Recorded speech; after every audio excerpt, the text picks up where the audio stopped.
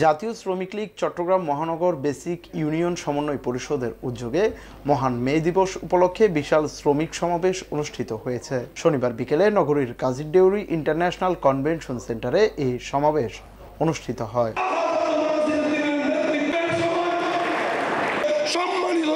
সমাবেশে জাতীয় শ্রমিক লীগ চট্টগ্রাম মহানগর বেসিক ইউনিয়ন সমন্বয় পরিষদের আহ্বায়ক মোহাম্মদ ইয়াকুবের সভাপতিত্বে প্রধান অতিথির বক্তব্য রাখেন নগর আওয়ামী লীগের সাধারণ সম্পাদক ও সাবেক চরশিক মেয়র আজম নাসির উদ্দিন। এতে বিশেষ অতিথি হিসেবে উপস্থিত ছিলেন কেন্দ্রীয় শ্রমিক লীগের সহসভাপতি আলহাজ সফর আলী।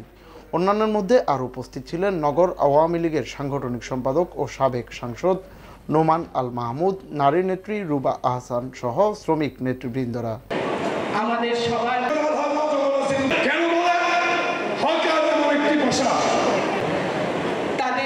ডেস্ক নিউজ, স্বাধীন কণ্ঠ।